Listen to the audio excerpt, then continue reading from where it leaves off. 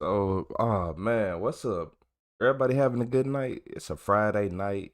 I'm in the house. I'm not going outside. It's too much going on in the world. But look, what ain't going on for us is this wife discovered her husband's secret, and it was a sick secret. So we can just about bet what it is. Hit that like and subscribe button. 'Cause So I don't when he know what took it you in the is. room, what did he say to get you to go to the room? You said you can't tell anybody.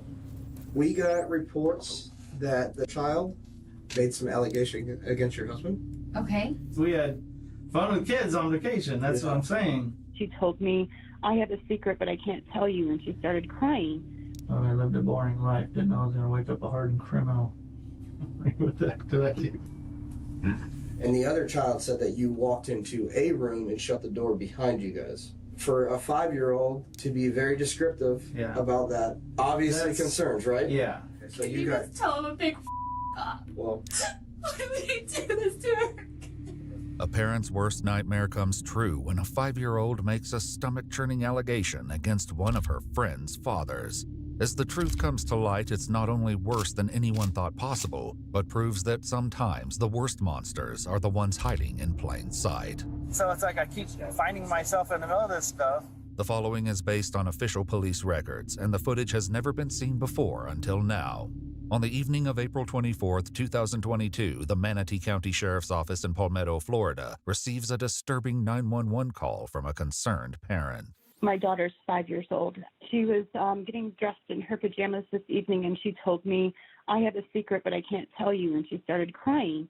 And I said, well, there's no secrets between mommy and you. And she said, well, I don't want you to be upset. She claims that it happened today, this afternoon.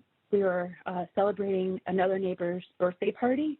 The little girl claims one of her neighbors did something unthinkable to her. Deputies are sent to the caller's house, but park down the street in order to avoid bringing attention to the home. We're not going to confront this guy. If these allegations are true, CACs can come out and do stuff, not us.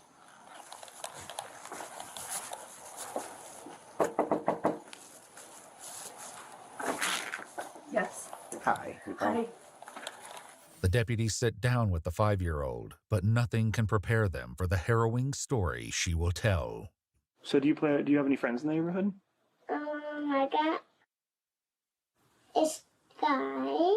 So he shut the door. What? He shut the door and The little girl describes the man inappropriately touching her. Who's that? Thompson's. You said Thompson from... And that's why you don't leave your kids around no neighbors. I don't trust nobody. Nathan. Okay. Mr. Thompson is one of their neighbors who lives down the street. He's the father of some of the children she plays with. So when he took you in the room, what did he say to get you to go to the room? He said you can't tell anybody. He said follow me. Okay. And then you guys got in the room, and did he show you any pictures of anything? He showed me like young girls like me Where do you have those pictures? when we were in Georgia. Okay. Did anything else happen in Georgia? Mm, No? Nothing else happened in Georgia? no. Well, I appreciate you sharing your secret with me. I gotta call a couple of people. I'm just gonna call them right out here if you want to go back inside with her. I'll let you know what's gonna happen from there. With the child and her mother out of earshot, the deputies discuss the situation. Dad was just freaking out in there and like banging on the walls in his closet, and it scared the kids. I had to go in there and tell him to chill the out. I get why he's upset, but I was just like, listen, dude, you gotta pull it together for your kid's sake, man. Are you willing tonight to go down to Sarasota to get that forensic doctor visit? Yeah. Okay, I figured you were, because I know your husband asked about the emergency room. The swimsuit the 5-year-old was wearing at the birthday party is also collected as evidence. The next day, on April 25th, deputies track down 44-year-old Christopher Chris Thompson while he's working for the Manatee County Utilities Department. Hey, Christopher, how you doing, man? Good. What's up? Can you step out for me real quick from the top? So I can walk back to me. Oh, go ahead. Let me talk for a second.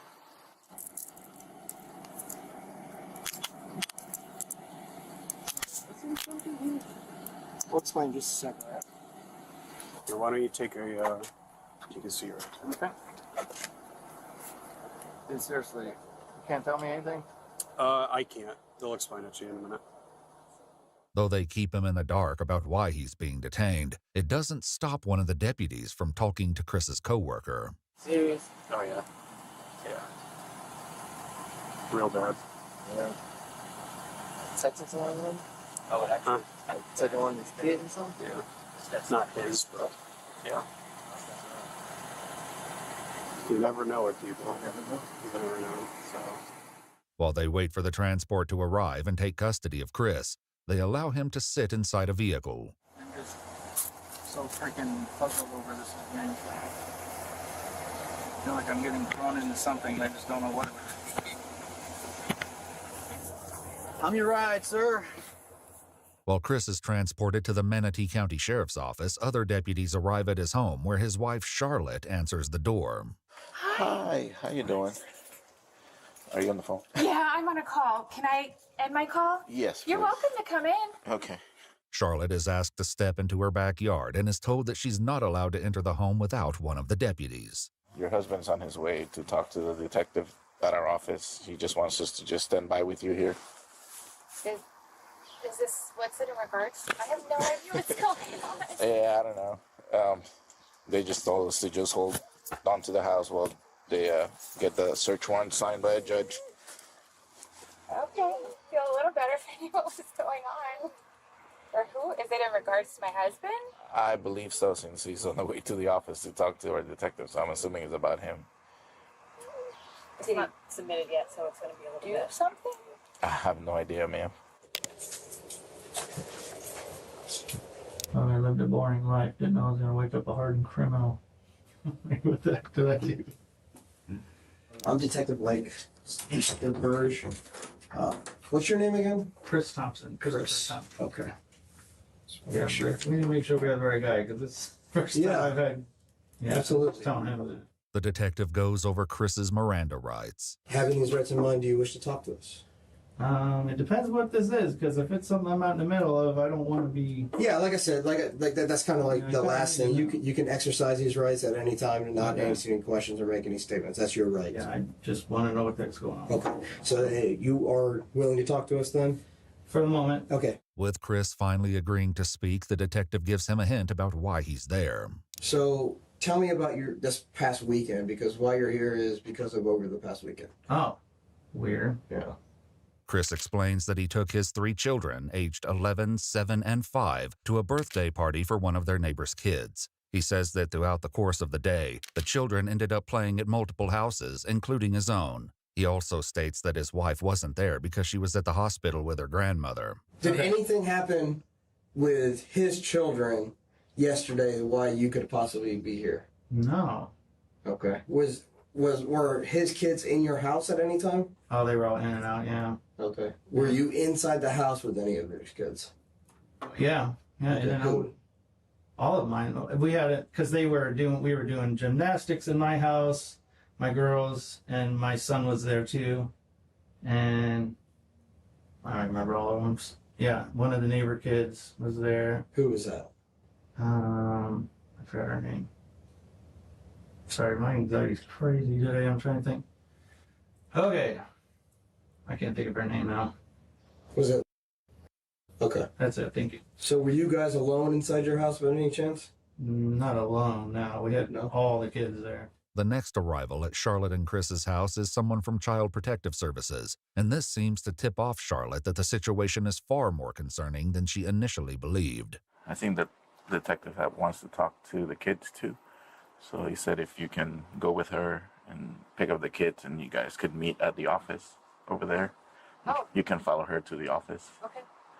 Okay. With the kids. Sure. Okay? You want me to take the kids or? Yeah. Okay. He wants you to take... Whoa. I'm so sorry. Wait, I can't take my kids? He wants her to come with her and you can follow her with her to the office. My kids don't know her. I understand. I'm happy to, I will load them in the car. I will follow you. But can somebody please tell me what's going on? They'll explain it to you when they get to the... You're really scaring me, the fact that, I don't know what's going on. Without telling Charlotte any more details, they decide that CPS will pick up the children from school, and she will follow them to the Manatee County Sheriff's Office. In Chris's interview, the detective asks him about the 5-year-old daughter of one of his neighbors, the same little girl a deputy spoke to the night before. So, is saying that you showed her some images on your cell phone. Images on my phone. That's correct, or a tablet, or some kind of electronic device. Well, they watch YouTube on my phone. But you specifically showed her these images. Of what? Of you, in a state. Oh heck no. No.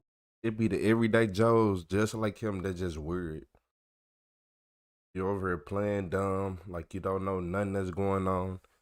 And then I bet you the DNA finna link everything right back to him. He just weird. No. Don't have any idea what I'm talking about. Oh no, there's nothing like that on my phone. Did you go into a bedroom with her yesterday? No. Okay, why would she be telling me that? I'm not sure why. I don't remember going in a bedroom with her. Did you specifically escort her into the room and shut the door? No. Okay, because I have another child that was there saying that is what they saw. Oh, no. Also. So saying it, and then I have another child saying that... what room did I take her in? Your room. Oh, my room? Yes. I don't remember ever having her. I was in my room, but she wasn't. She described it as your room. So if she's not really familiar with your house that much, she described it as your room. And the other child said that you walked into a room and shut the door behind you guys. I don't recall doing that. Okay. So, and then while in the room, something happened where you showed her videos of you, other children performing on you. No. Oh, good Lord. Hell no. So he laughing?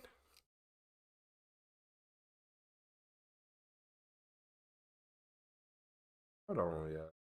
Is he really laughing? You think any normal person be laughing? Oh no, you're lying. You trying to keep your poker face and using your smile to not look, man.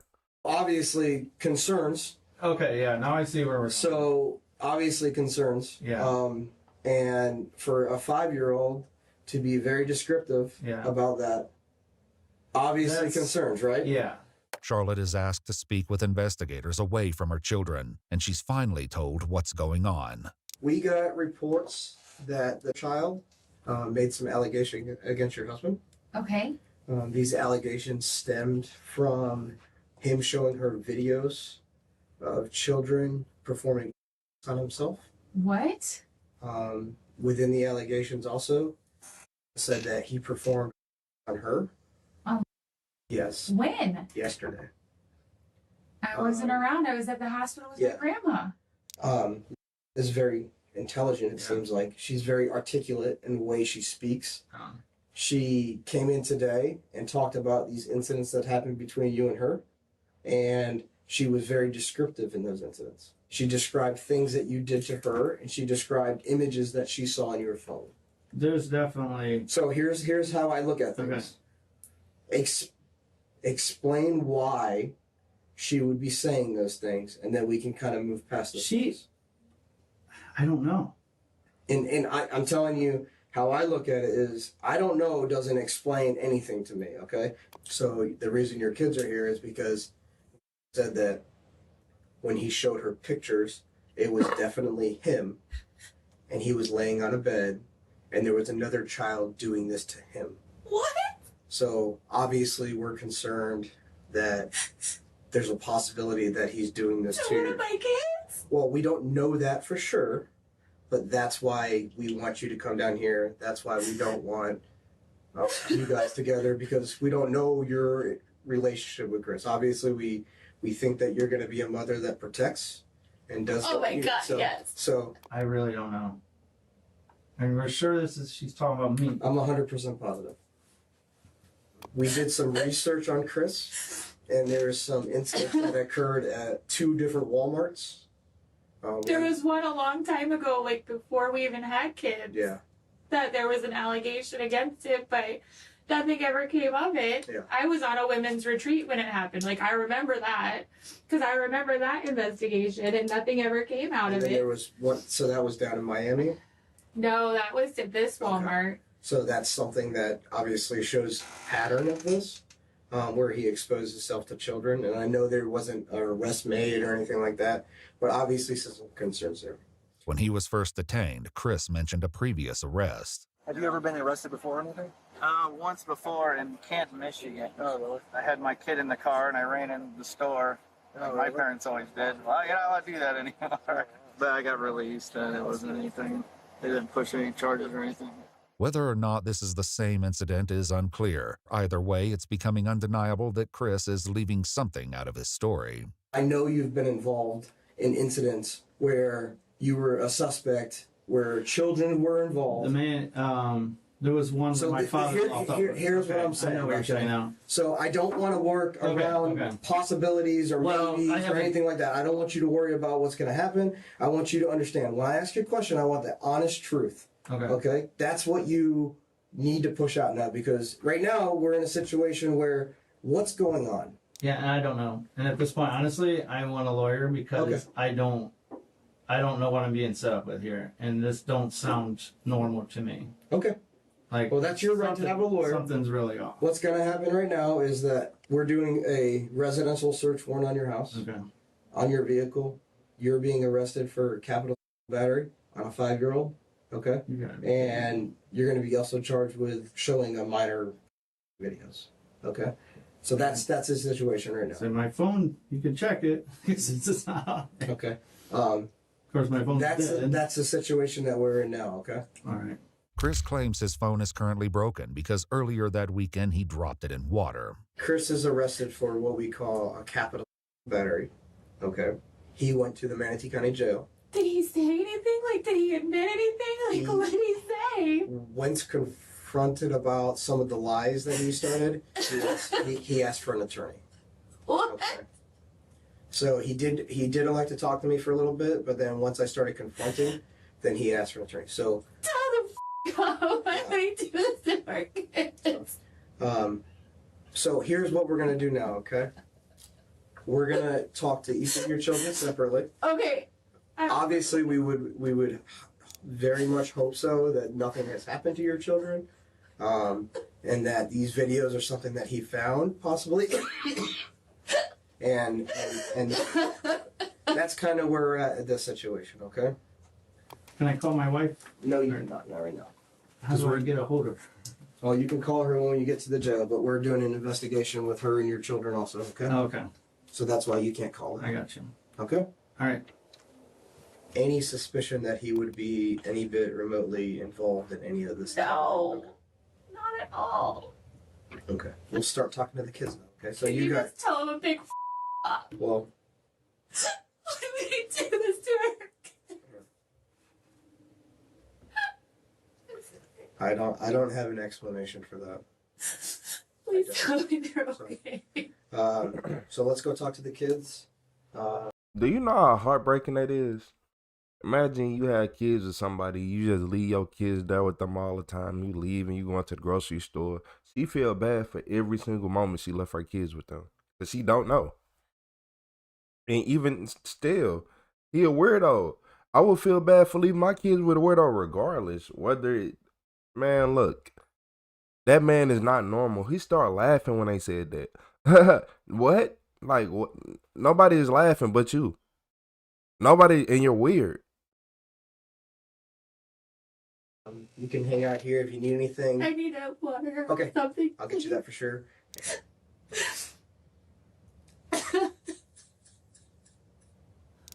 Strong for kids. Charlotte had called her father to join them at the sheriff's office, and as the detective gets ready to speak with her 3 kids, her father is brought in to wait with her. Okay. Oh, so this is a daddy-daughter? Charlie, what's going on? What's wrong? I'm right here.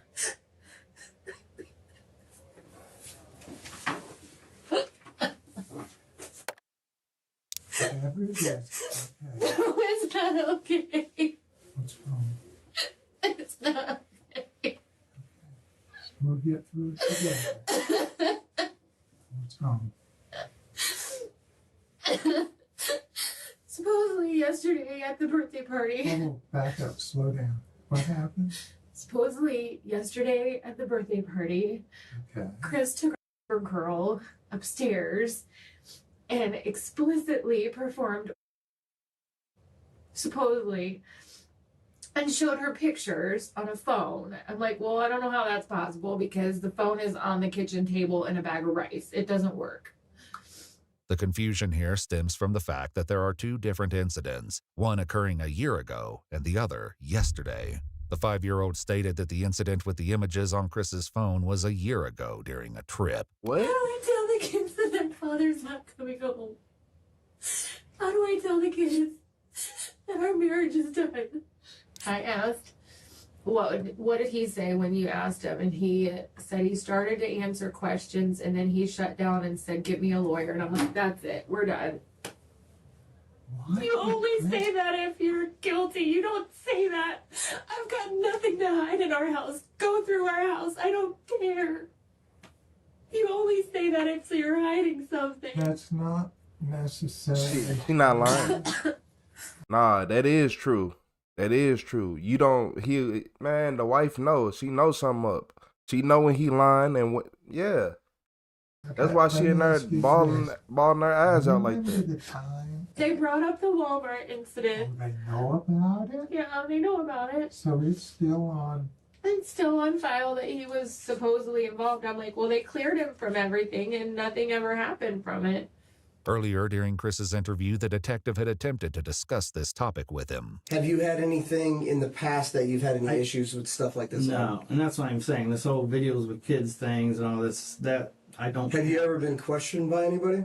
No. About incidents that have occurred that referred to it with children? No. Even though the Walmart picture was grainy, it did have a resemblance. Right. And so they questioned That's what caused the problem. Right. But that's not why his license gets flagged. His license gets flagged because there's another Christopher Lee Thompson born on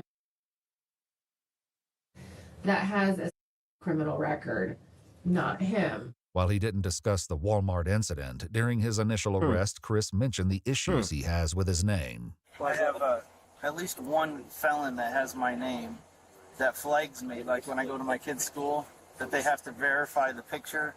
So it's like I keep finding myself in the middle of this stuff, you know, then I have to prove that it's me. And then once I do, then it's, oh, okay, sorry. Though it's never clarified what exactly happened at the Walmart, Charlotte and her father discussed the allegation that something occurred while their family was on a trip to Georgia with some of their neighbors, including the 5-year-old victim's family. Supposedly it happened when we were in Helen, and I said that's absolutely not true because I was with them 100% of the time. When we went to Georgia for the kids, like the neighbor trip, supposedly it happened when we were in Georgia too. This happened way back then? That was one, and then this was the second one. To the same child? Supposedly, but I can 100% attest that it didn't happen in Georgia because I was there the whole time. The trip also came up in Chris's interview. During that time period, did anything ever happen that would cause me to be involved? No. Okay. So I'm specifically talking about... Okay. Oh, okay. Did anything happen with her, or did you show her anything, or talk to her about anything, or do anything with while you were on vacation, and then the same type of situation that possibly happened yesterday? No, not anything bad, no. Okay. Anything good? We had fun with kids on vacation, that's what I'm saying. Don't count him out yet until we know the facts. If he says, yes, I did it, then you know. But if he says, Charlotte, I'm innocent and can look... Well, anybody can say that. I'm starting not to like her daddy more and more. Nah, it ain't no innocent. You don't know him or something. I'm not bailing him out until I have an answer. A few answers were provided by the Thompsons' 3 children. Investigators began with the couple's 11-year-old son. You feel safe when you're at home in school? Yeah. Okay. Has anybody ever touched you in a way that wasn't good? Or asked you to touch them? Nope. No. Okay. The 7-year-old shared a similar story. Do you feel safe when you're at home? Yeah. Yeah. Good. Have you ever seen anything on any phone or any kind of tablet or anything like that that's not something that you shouldn't see? No. Okay.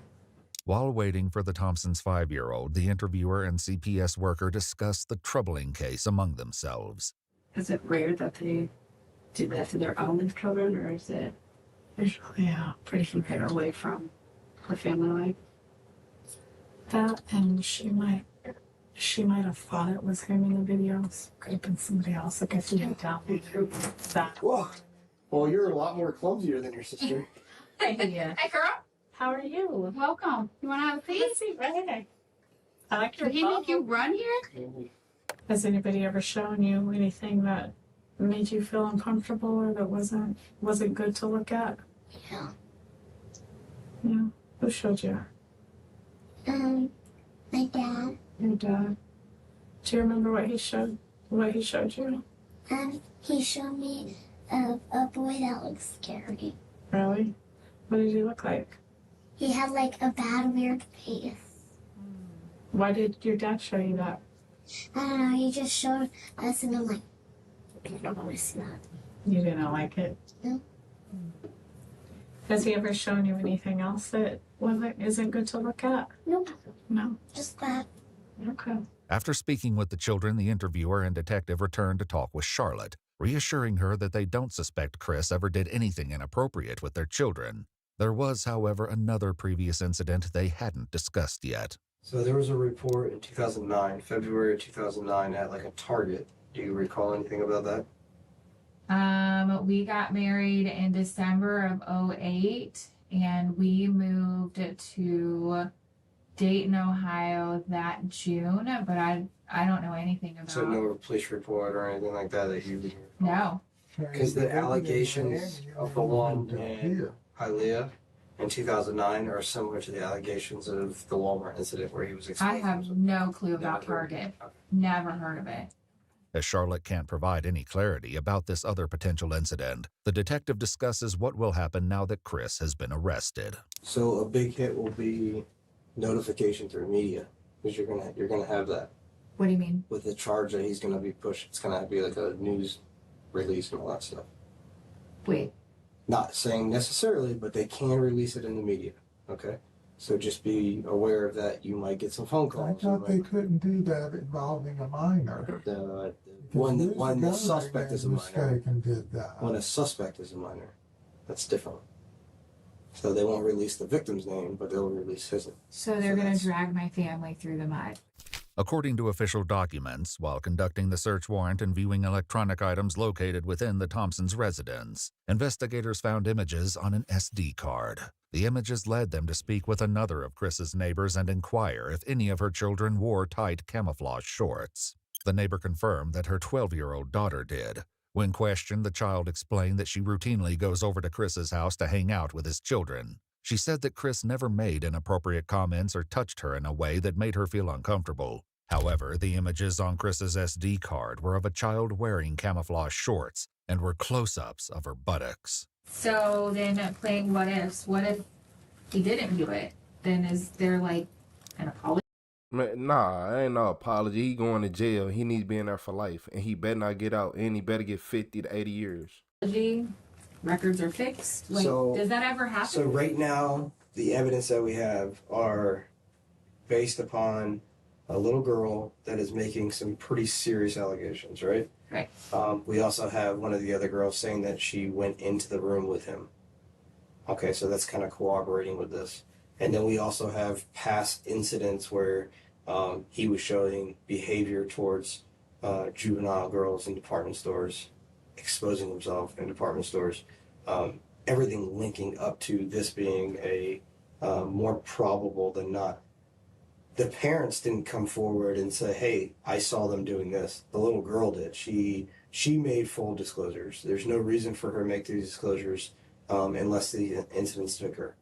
Law enforcement also discovered Chris possessed nearly 20,000 images of child abuse material, and he had produced his own child abuse material with several different victims, all 13 years old or younger. Throughout the course of the investigation, several of Chris's victims were identified and were completely unaware of his actions. According to official documents, Chris has a history going back to 2010, touching and filming young juvenile females. Chris Thompson was charged with lewd or lascivious by a person over 18 years of age upon a child less than 12 years of age, lewd or lascivious by a person over 18 years of age upon a child 12 years of age or older, but less than 16 years of age, a second-degree felony, and 2 counts of video voyeurism. He pled guilty and was sentenced to a total of 50 years in a state prison.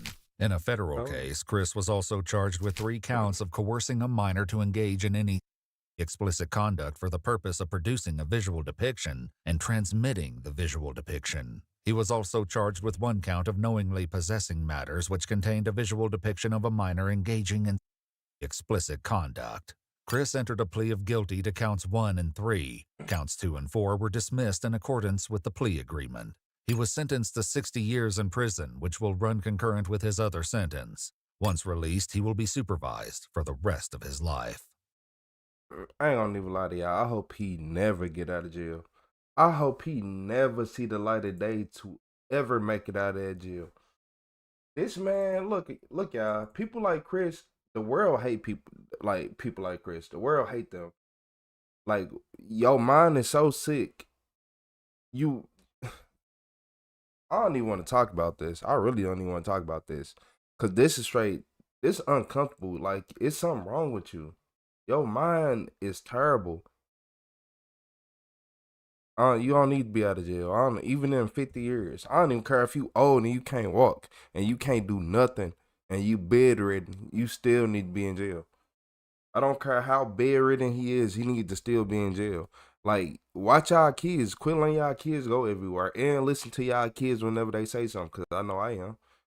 You got half a time to tell me something, a piece of a time to tell me something. Yep. You got half a time to tell me something.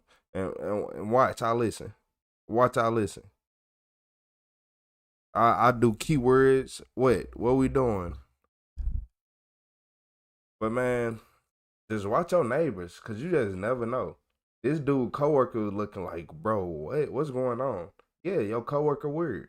And it'd be your coworkers too. It'd be the same person who get up every day and smiling. You like, I don't know. I don't want to go there, but hit that like and subscribe button, y'all. We finna get this 90 to 100 years would have been cool. And then we would have been talking.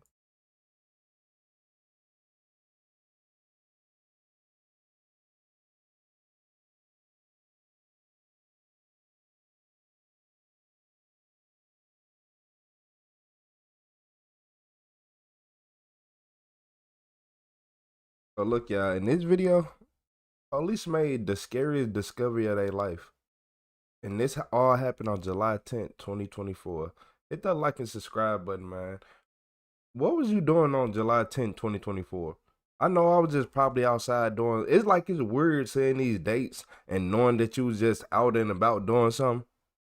Do you know what you were doing? Go to your gallery on your phone. See what you were doing. 24, the Racine Police Department responded to a 911 call from a hiker reporting a dead body. But in just a few moments, their day will turn upside down. Oh, he is awake. I'm sorry. This gentleman here saw you were in medical distress. Oh, really? Yeah. Hell no. No? Whoa, hey, buddy. No, drop the gun. Drop it. He's got a gun. He's got a gun. Drop it. Away from you. Drop it. Fucking hey. Drop the gun. Shots fired. Shots fired.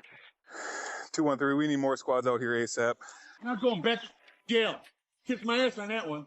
I want that detective that's working on the case of my mother. Talk to the detective. What did you want to tell him? What my mother said about how she killed my brother?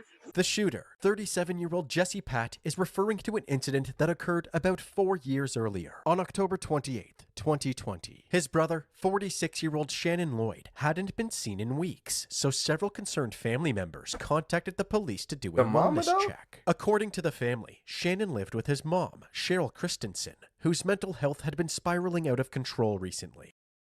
Cheryl looked like she was a problem in her day, and right now too. They were concerned that she was going to do something drastic. Same police department needs you to come to the door. Cheryl, I just want to see him. Shannon, please. Okay, and I'll be gone. Since nobody was answering the front door, the family took the officers to the backyard where they might have better luck getting Shannon's attention. He's back window right there. His name is Shannon. Shannon? They called his name a few more times, still no response, but the officers had one more trick up their sleeves that was sure to get them into the house. Racine Police Department, last warning. For the old Triple H. Huh? To this reaching the door. As they were breaking in, Cheryl began yelling at them to stop, clueless that she was talking to the police and not her brother Joe. Why are you harassing me? Come to the door and open it. I don't have no more money. Open the door. Please leave me alone. I'm sorry, what is Please that? leave us alone. Open the door. We're gonna finish kicking it in. No. Breach it. I'm calling the police. We are the police. Why are you doing this? Need you to open the door, ma'am. That's all. She's barricading the door. Hit it before she barricades it. Come on, man. Let's answer to it. There you go. Police department. The officers walked into an eerie scene. Red paint was all over the door frames, and red X's were painted on any reflective surfaces throughout the house. However, the officers don't have time to focus on that, because Cheryl, who is potentially dangerous, could be hiding around any corner. Police department, make yourself known. Got bunch of closed doors back here. Cheryl, I need you to come out, please. Cheryl! Hey, Shannon, can you hear me? We're just gonna hold right here until we get more. Yep. That's what the painted red. I don't know. That's weird. Backup arrived within minutes, and after establishing a game plan, they gave Cheryl one final warning. Cheryl Christensen, you're under arrest. We do not want to break any more property. We do not want anyone hurt here. Please come out. You are under arrest. With no response, the officers moved in, and behind door number 1, they discovered why nobody had seen Shannon recently. Right. There's somebody on the floor. Okay. You on the floor. Show me your hands. Can you put the blanket up? That's Shannon. He might be DOA. It was apparent that he had been lying there for multiple days, based on the level of decomposition. At first glance, they saw no signs of trauma to Shannon's body, so it was unclear exactly how he died. They breached the next few rooms one by one. When they opened the door to Shannon's room, they noticed that his bed had red paint around it as well. Cheryl was still nowhere to be found, but there was one room left to check, and this door was locked. Cheryl, I need you to come out with your hands out. Break down my house. Yeah. I've got taser. All right, I've got ma'am. lethal. Just listen. Just come out with your hands up. We'll get you some help, okay? I don't need help. Man, we don't want to hurt you at all, okay?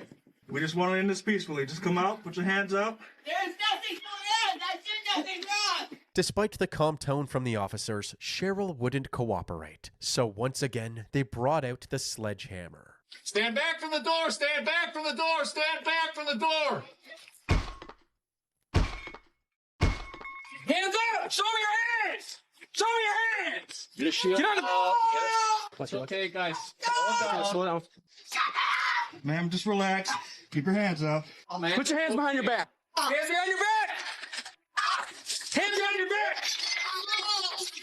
It's okay, guys. Slow it down. Get her again if we have to. Put your hands behind your back. Hands behind your back! We're gonna take you again, man. Hands behind your back. Stop resisting. We're good. Relax, ma'am. Everybody, we're good. Can I pull my pants? Okay, we got your pants. I feel like I'm gonna faint. Okay. We'll get you out, rescue, and take a look at you, okay? Hey, Cheryl, have you taken anything? No. Not Let's get her. She too old being here playing. Like you got on is this a vest with a hoodie on? You playing, Cheryl? Like you know what you did. You're outside. Call that rig up. Now, why would you come to the door?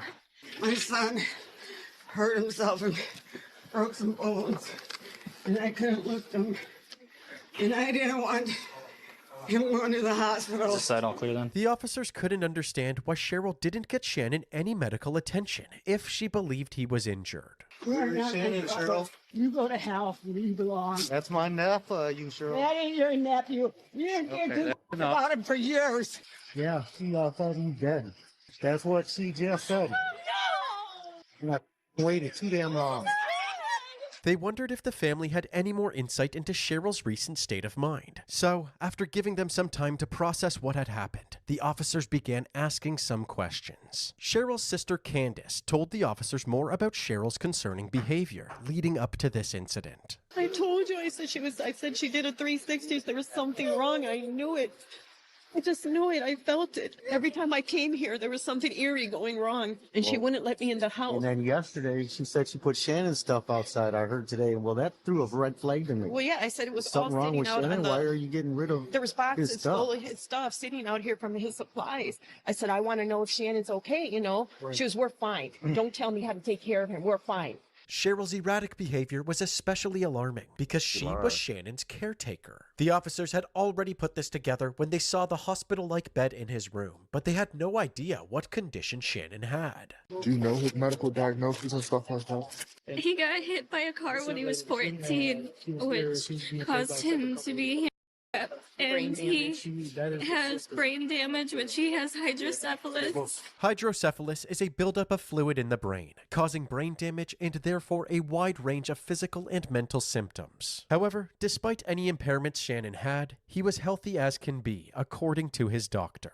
Do you know the last time he was at the doctor? Well, I know he had a doctor when I was here, but I think it was like Yeah. a month ago. They said he was very healthy. So I knew there was nothing wrong with Shannon. It was He a was month very, ago. very healthy. The lead investigator also spoke to the family and discovered that Cheryl's spiral into madness began months ago when she started taking a new medication. She started saying this really crazy stuff about this guy that she's following on YouTube, Okay. and that she was sending him money, like $500 at a time. Because she's been saying it probably off and on throughout the year that the world's going to end. They're coming to get us. I think she lost it. I think she's on these meds. I think they took over her brain. I don't know. This guy took over her brain. He brainwashed her. What do you guys think happened? I mean, do you think this could be an issue where she just wasn't properly taking care of him? Do you think this is an issue where she might have killed him? Homicide.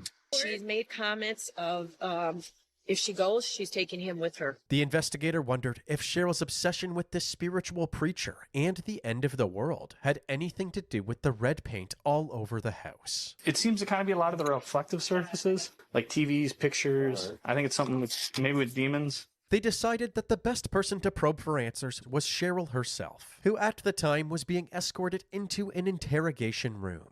Okay, we'll be with you in 1 second, okay? I didn't do a damn thing. So I get treated. Shot in the back. I was busted in too. I wanted my son to go in peace. The son of a bitches wouldn't let it happen. Cheryl had clearly convinced herself that allowing her son to die and rot in the bathroom for several days was some sort of noble act. But convincing the detective wouldn't be so easy. Hi, Cheryl? Yes. I'm Detective Claypool. Can we chat for a couple minutes? Sure. Okay. If you don't mind my anger. No, I'm okay. I deal with angry people once in a while, so. I have a right to be angry as hell, and I am. Okay. The detective tried to calm Cheryl down, but any reassurance he offered only caused her to lash out even more. Cheryl, so my job here isn't to point fingers at anybody, okay? I don't know you. Oh, my house was just busted into because of something my brother said. I have a right to, my son is not doing well. All right, he broke some bones falling out of bed. Why does he have to be in a hospital? He deserves to pass peacefully. Cheryl kept repeating that Shannon deserved to die peacefully, but when she described what happened to the detective, it didn't sound peaceful at all. So let's kind of talk about Shannon here a little bit. So you said he climbed out of bed? There was a big crash and he started screaming. Okay. And I ran in there and I tried to move him, but I couldn't even move him. He was all bent up like he was, like his bones were stuck. What do you mean by that? Can you describe it to me a little bit, or? He was just bent up on the side like this on the floor. Like in kind of the fetal position? Kind of. Would Yeah. that be accurate? Yeah. Okay. How did you get him to the bathroom? I just dragged him. Okay. I wasn't going to put him in the hallway because it's carpet. And then I thought, I don't know what's going to happen. I better put him in the bathroom. Okay. I thought if he was going to pass away, if they get big like that, I want to see it. For the next 4 days, the only nourishment Cheryl gave him was a little bit of juice and water, along with some of her leftover medications. I know this is really painful to talk about. Did he ever ask you to call for help or anything? He didn't ask for anything. I only gave him something he asked. Okay. And was he asking for like food or water or something to eat, or No. you try giving him some medication maybe to help him? Yeah. And I told him, I said, it's for pain and sleep. It's some of my old medication. What did you give him? And tryptolene and diazepam. Okay. How many of each do you think you gave him? Depended on if it seemed like it was helping or not. If it wasn't helping. The medications Cheryl gave Shannon are sometimes used at low doses for sleep and pain. However, if the dosage is too high, the side effects can cause serious health issues, including coma, breathing impairment, or death. It's unclear how much Cheryl was giving Shannon. The autopsy results weren't available yet, so the possibility that Cheryl had killed Shannon directly by causing him to overdose wasn't out of the equation. After 4 days of consuming water, juice, and medications, Shannon stopped moving completely. He still had a pulse, but Cheryl knew he was on his way out. How come you never contacted rescue or police or anything after your son fell? I didn't want him going to the hospital where they cut him up for his organs and stuff. They tried to take him when he was 14. They tried to do that. Cheryl couldn't give a clear reason as to why she thought people were trying to harvest Shannon's organs. But she did say that multiple family members wanted him dead because he had a lot of money in his trust. People in the past have tried to get my son away from me because I had a trust put up for him. So it's up to me what happened to Shannon's money. Shannon goes in peace. F the money, his trust is gone. And I don't care where it goes. Cheryl's reason for letting Shannon die kept changing. First, it was to let him pass peacefully. He deserves to pass peacefully.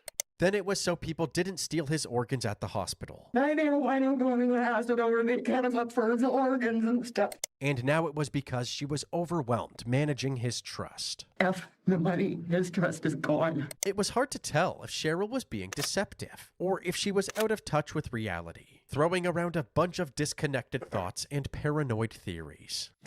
Cheryl's not here with us. Cheryl's on a different planet. So yeah, Cheryl is out of touch with reality right now. I 100% believe it. 2, she is not a fit caregiver. Her mental was look, a lot of family members and people like to try to make it seem like it was less than what it was. No, her mental was terrible. Her mental was already terrible, and y'all continue to let her be the caregiver. Like, you was like, oh, she just a little crazy lady. Nah, it's something wrong with her. It's physically something wrong with her. She's not a little crazy lady. Well, no, she is really a little crazy lady now that I think about it. Literally, a little crazy lady. It ain't like the way you thinking you're playing. No, she's not playing. Do you believe that there was like red paint everywhere? Any kind of like evil spirits or demons or anything like that inside your house? Something was going on. Something was going on? Yeah. I couldn't see it. I don't know what the heck it was, but it was some kind of bad energy. So did you paint the mirrors and stuff and like the threshold of your door? Was that? That represents the blood of Jesus against evil spirit. Okay. Although Cheryl had obvious signs of severe mental decline, she seemed to know exactly what she was doing every step of the way and had no remorse for letting Shannon die. So the detective stepped out of the room and an officer stepped in to handcuff her. Cheryl was charged with negligently subjecting an individual at risk to abuse causing death, a Class C felony with a maximum fine of $100,000 and a maximum sentence of 40 years in prison. Cheryl pled not guilty. What did he do to your brother? Left his ass next to the because he was a ass. Shoved pills down his throat and everything else for 5 days. Then he died and then left his body there for 5 days next to the That's horrible. Yeah. And everybody was like, oh man, your mom's just psychotic and this and that. He didn't eat that bar of soap for a reason. He sat there and put the bar of soap inside of his mouth so she would stop putting pills in his mouth. I lost my shit. She told me straight on out, she goes, I wish I had somebody there to help me while Shannon passed away. I said, bitch, he would still be alive today. He would still be alive today. I want the detective that's working on the case of my mother. The police now understood why Jesse was angry and why he wanted to speak to the detective working Cheryl's case. But they didn't understand why it took 4 years for Jesse to have a meltdown like this. However, when they looked into his mom's case file, they discovered that another major incident happened at her house just 2 days earlier. On July 8th, 2024, emergency services were called to a fire at 2624 West Crescent Street. No, wait, well, hold on.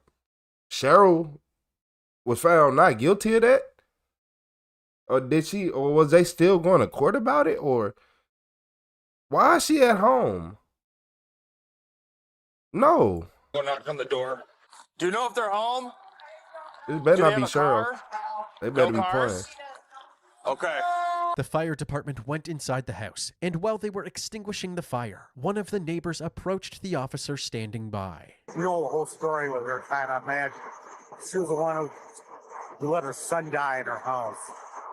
That's right, your fellow policeman didn't tell you. Cheryl was currently out on bond awaiting her trial, so they worried that she was still inside the house. Moments later, the fire chief received disturbing news from the firefighters inside the home. Yeah, 4061 dispatch. We'll need an investigator out here. We got one party deal with. Investigator Craig Claypool, the lead detective in Cheryl's case, arrived at the scene. Do you remember this one? No. I don't think I had anything to do with that woman. I did. Because I had charges for homicide on her, so. After getting caught up to speed by the firefighters, they all went inside the house. When you showed up, you could see fire like right where on the ground right there. Okay. We sprayed that, like there was zero visibility, and then when we were hitting that, then we could see her here. Okay. Although the body was almost unrecognizable, Investigator Claypool was able to identify the body as Cheryl. The fire seemed to come from multiple sources, suggesting that someone had intentionally lit the house on fire. There's a couple of smoke detectors over here that are on the ground as well. Just as a heads up. Doesn't look like there's batteries in them. In the basement, there appeared to be even more sources that caused the fire, further supporting the theory that this was a case of arson. Look at all the damage we got under these cords here. Yeah. It's just weird.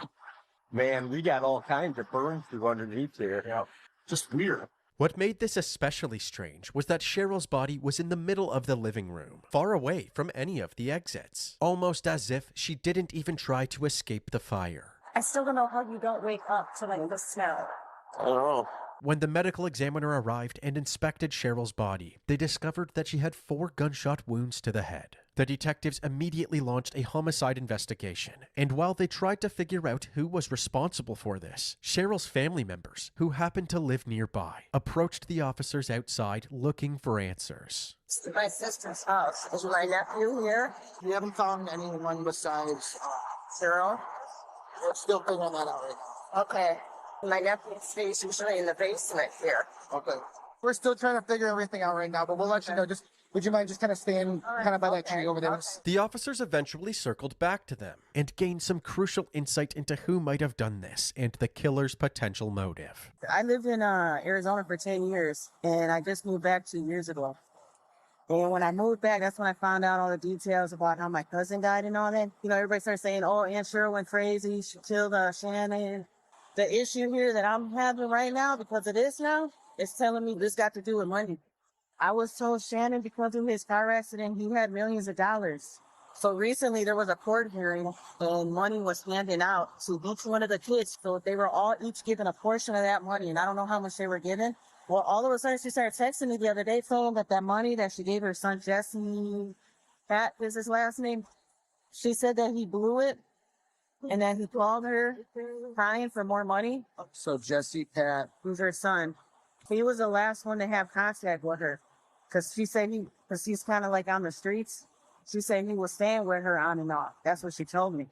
But then she started saying stuff to me like, I'm in danger. I might die. They might kill me. I don't know. I really think this needs to be investigated, not just investigate.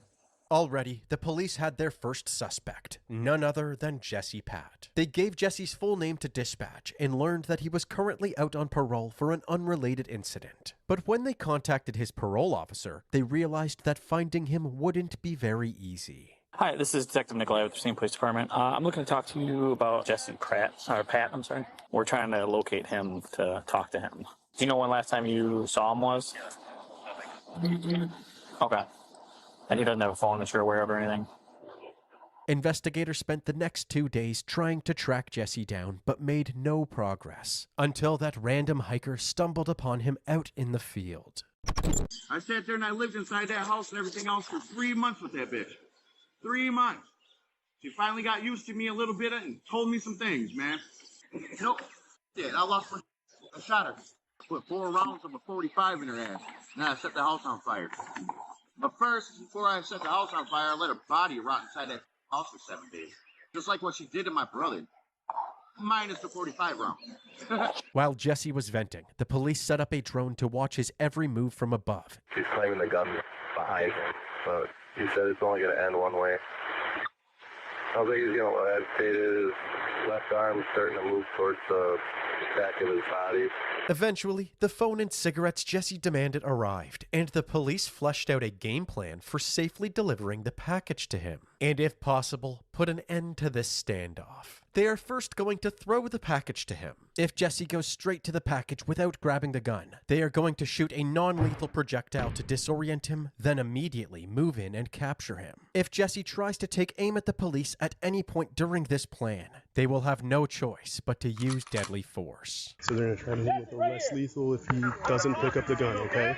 Obviously, if it's the other way, you know what. Jesse, look! Hey, these were the guys I was telling you about. They want to talk to you. They want to give you a phone and cigarettes.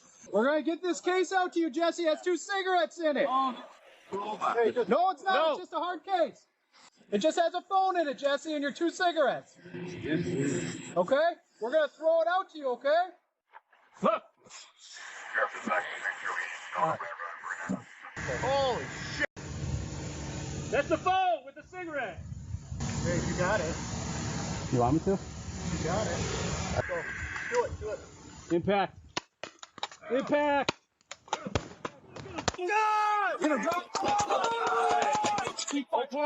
Please fire! Shots fired, suspect down. No injuries, no cop injuries. Suspect is down. Everyone is okay. You guys okay? Blue coming in! Huh? All right. He gave us no choice. Unload, man. Just relax. All right. I only fired my rifle. Yeah, you're good. You okay? Yeah. All right. I'm all right. After the drone confirmed that Jesse wasn't holding his gun, a team of officers carefully approached him and began giving him medical attention. But once the medics took over, it wasn't long before he succumbed to his gunshot wounds and was pronounced dead. It's really not the way I wanted this to go down. No. A man shot and killed by police at a Caledonia campground is connected to a homicide case in Racine. Wednesday, police shot and killed a 37-year-old man at Cliffside Park after a standoff. Police say that man has ties to a Racine address where a woman was found dead on Monday. Police say firefighters found the body of 64-year-old Cheryl Christensen in a home near Crescent and Webster after putting out a fire. Police say she had been shot multiple times.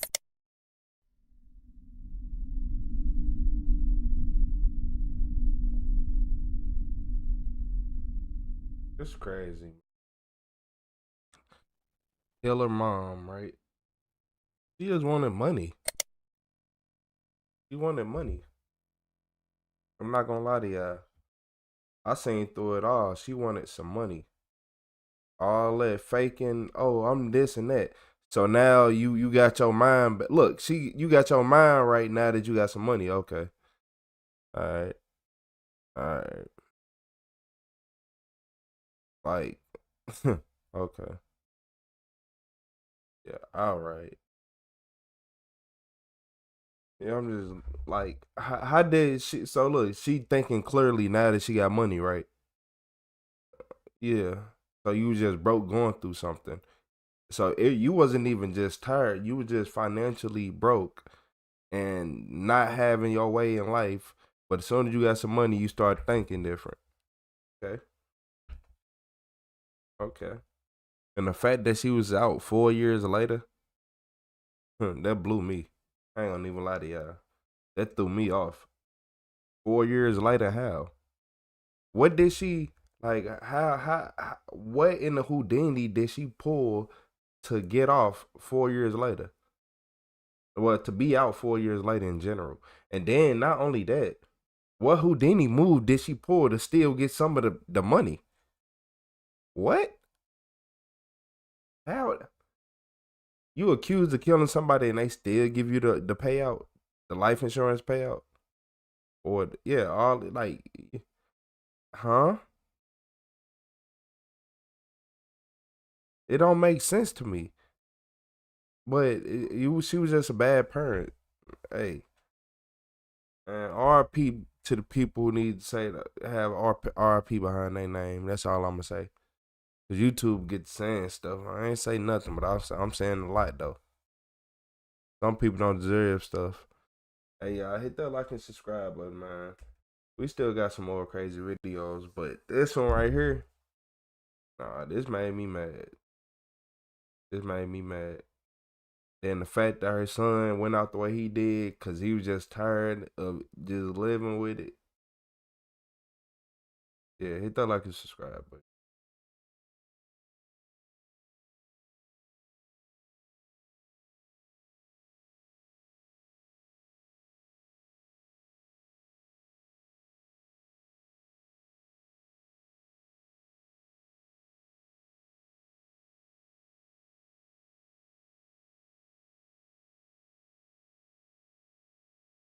So look, y'all.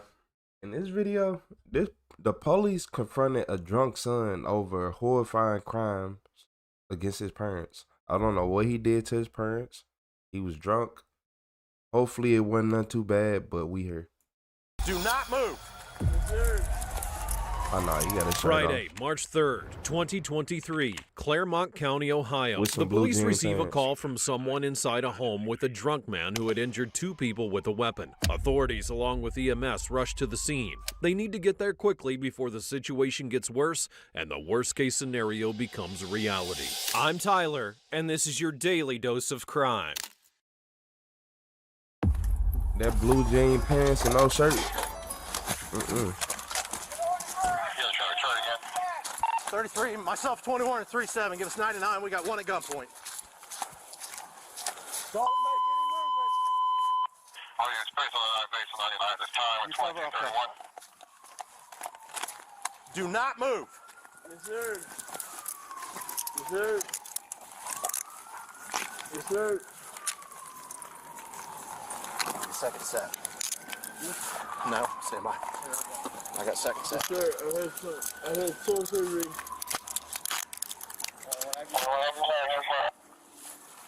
Paramedics responding in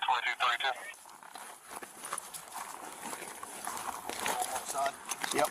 Come on, just use that. Knife here. Yes, sir. All right, we're clear. Hey, we're all on your side. Stick your knees up in front of you. We're going to stand you up. 1, 2, 3, up. What's your name, man? Austin Snyder, sir. Huh? Austin Snyder, sir. Austin? All right, Austin. Just need to advise you of your rights, all right? Austin, you have the right to remain silent. Anything you say can be used against you in a court of law. You have the right to talk to an attorney for advice before answering any questions. Have that attorney present with you before and during any questioning if you wish. If you cannot afford an attorney, one will be appointed for you before any question if you wish. To understand your rights. Yes, sir. All right, hang tight.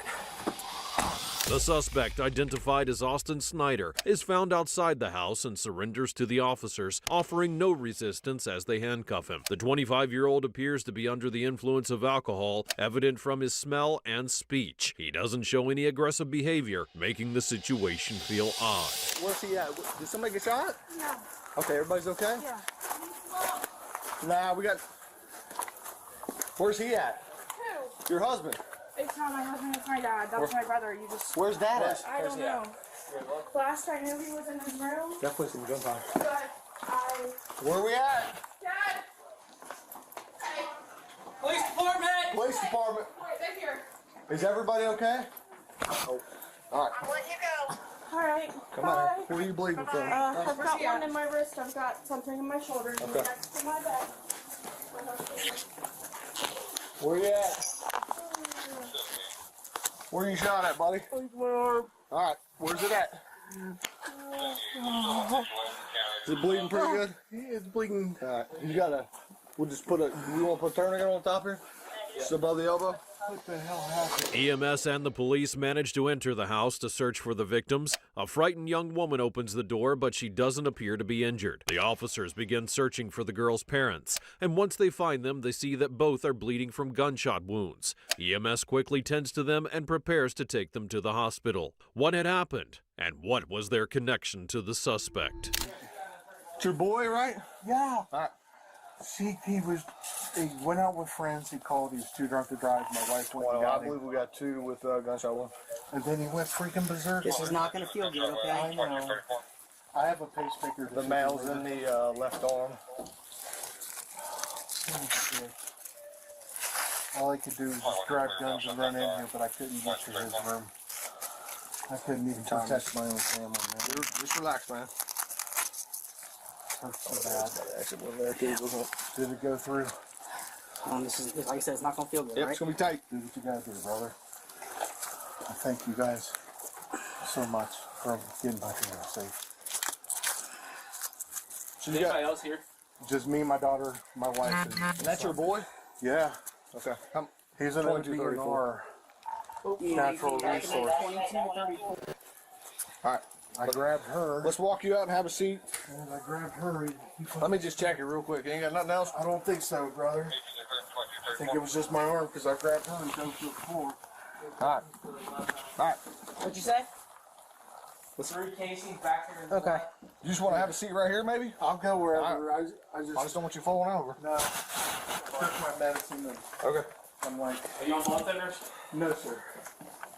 I'm on all that shit, though. Okay. Have a seat just on the couch. I grabbed her, and that's how I got shot in the arm. Okay. And as I pulled her, she fell, and I guess as he shot. Okay, look at my wedding ring. You hit her We're on gonna the- get off this hand. Where you hit at, sir? Forearm. He's there. He's stable. I don't think it went out Okay. first. Okay. She's got double shot. It turns out that Austin is the son of the victims. According to his father, they had picked up their son because, according to one of his friends, he was too drunk to drive. At some point, out of nowhere, he snapped and during a heated argument with his parents, went to his room, grabbed a gun, and shot them. The woman was shot in the wrist and shoulder, while the man was shot in the forearm. The boy had shot his parents multiple times in a fit of rage, and despite being drunk, it wasn't the kind of behavior someone would suddenly exhibit. Officers needed to find out more. He had a career of this. Y'all ain't know? Look at it. Hello. You care if I come? From the way his outfit was, from the way he had no shirt on with them jeans and laying down on the concrete like that, yeah. He was straight from the trenches, like, and not the trailer park trenches. Or like, he is a heavy drinker. He drink the cheapest liquor. He love it. It make him feel a rush, make him feel alive. So you just about bet what kind of person he is. Yeah, I'm judging because I'll be right. For just a second. Yep. Is it just you here? My husband's here. Does anybody sleep in his bedroom back here? Oh, I was back there. I was back there. You care if I walk back here? Go ahead. I just want to see. So there was an incident that occurred over here where a gunshot went off. Did you guys hear anything? You shot, yeah. Okay. You might, yeah. So it looks like it hit this left corner here. Y'all, one round that come through the window over there. Y'all didn't hear. I heard something and I got up. Oh, shit. He thought a tree limb or something. Okay. They come to my house. Nah, I didn't break the. Is this your room back here? This is him. Okay. Okay, hold on. There's dog poop right here. Okay. These the dogs got scared and apparently You got a light? they're working on it. Okay. Okay. Can I clean up the poop? Let's just get you changed first, okay? We'll take one step at a time, okay? I'm not worried about the dog poop, to be honest with you. My worry is just you, okay? Fair enough. Do you want to change your underwear and stuff? I am gonna be honest with you. I don't have. Okay. Do you just want to take your shorts off? Yep. Alright. Yeah. And I'll turn here, okay? to give you some privacy. Okay, I got pants on? You got a sweatshirt on? Yeah, I got a sweatshirt. You got socks? Okay. Sorry, this is... It's okay. And we're just gonna take you back to the police department to talk to you, okay? Like I said, you know, let us do our job here, okay? And I'll keep you updated on Mom and Dad, okay? I'm so happy you're okay, alright? I'm so sorry. No, it's nothing. I feel so No, you did nothing. There's nothing to be sorry about. I love Mom Okay, Mom and Dad they just got some arm wounds, okay? They can fix those. I was so scared. I know. I didn't know what else to do, so I just ran out the window. You did the right thing, okay? Your parents... I tried to warn him. I yelled. I said, he's got a gun because I was in this next room. It's okay. He's such a good guy. You're safe right now, okay? You're the safest place you can be right now. Mom and Dad are going to be okay. They're just taking him to the hospital to get him treated, okay? Alright, I'm sorry. You guys probably think we're insane. You have no control over this, ma'am. Your parents don't have control over this. Okay, you guys are victims in this case. It's not an awful guy is the worst part. He's just having a bad time right now, you know? He is.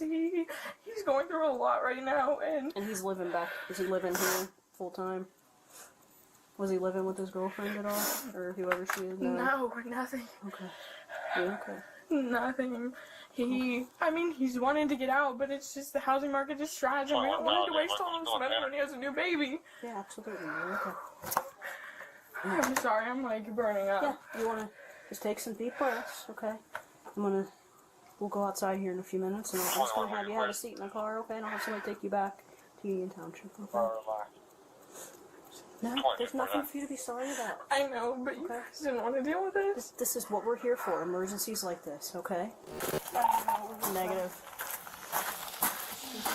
Austin's sister remained in shock, extremely scared from what she had witnessed, and she was home when the horrible moment unfolded. She claims to have been completely confused by her brother's reaction, insisting that he's a good guy. But how much truth is there to that? Was he really drunk? Yes. Drunk enough to react like that and shoot his parents?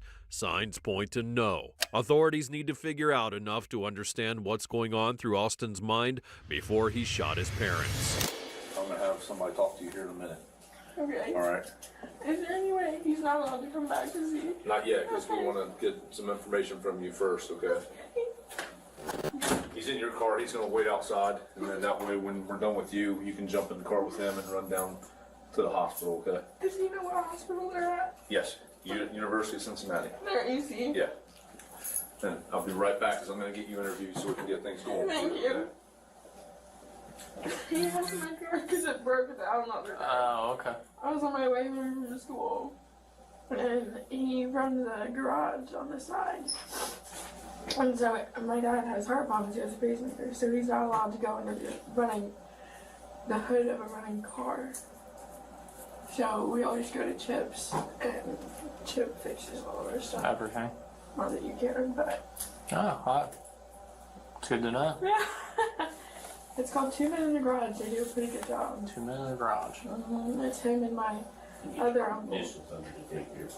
I promise our family is normally not like this. This has never happened to anybody in our family. Once at the station, the girl states that nothing like this has ever happened in their family and that they aren't the type to have these kind of arguments. She couldn't provide clear answers to the officers about what had happened, let alone why her brother decided to shoot their parents. And the police needed to continue their investigation to determine whether Austin's true intent was to kill the victims. I'm just going to make sure he's not in the lobby. Are you Kayla's? Yes. Oh, fantastic. I'll walk you guys on out. Hey, baby. It's okay.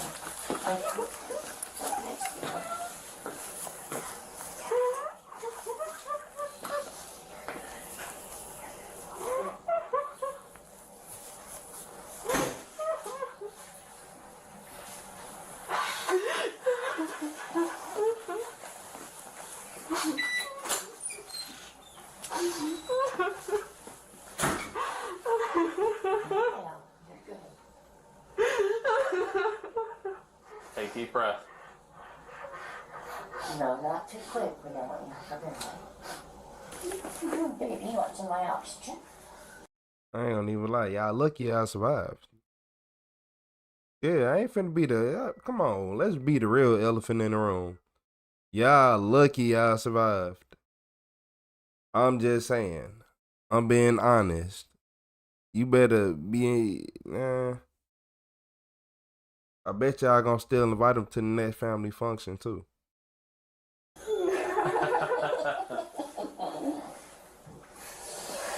Are you sure?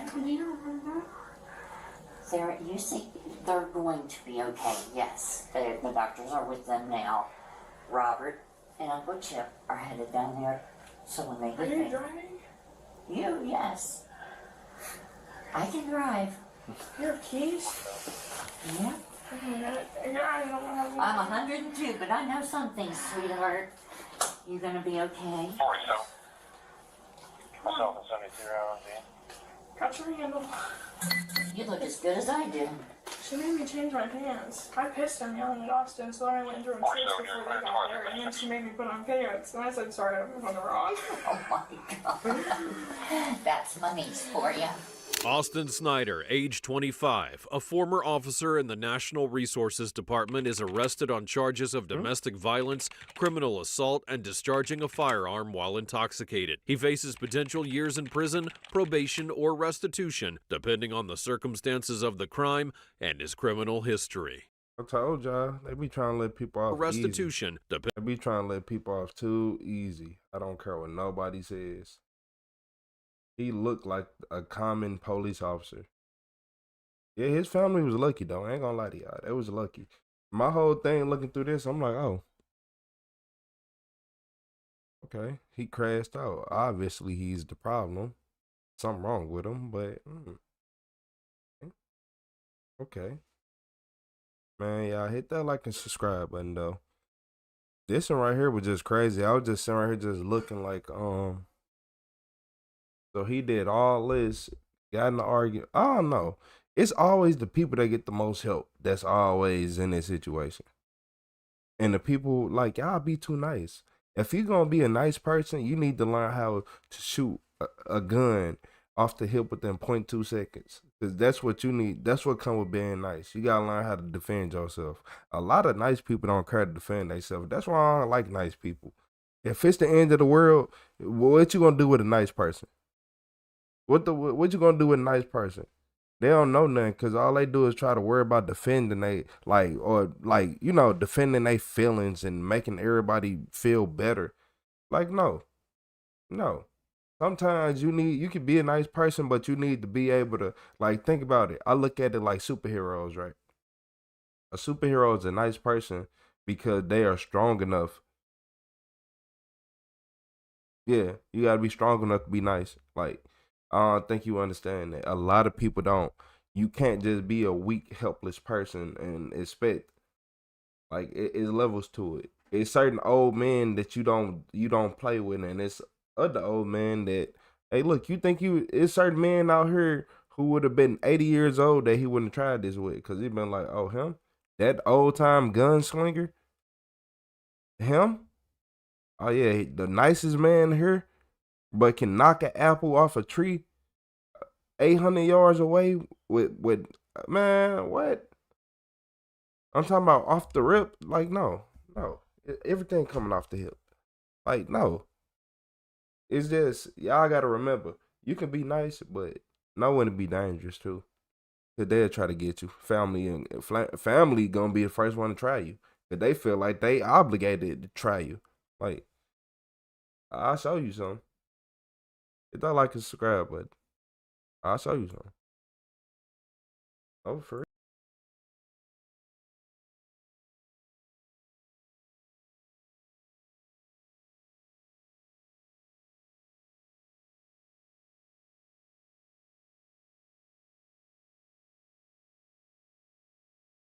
So look, y'all, during this traffic stop, cops discovered a body in his mom's trunk. And it looked like she didn't have a wheel. Like, she riding on the rim. Yeah.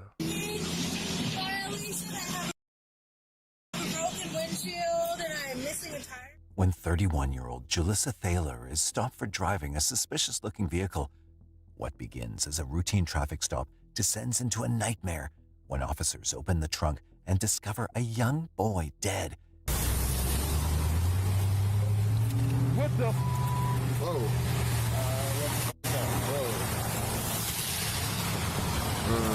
You need to go to jail. This looks like a cliff. Alright, let's cover it. The following footage is drawn from official police records.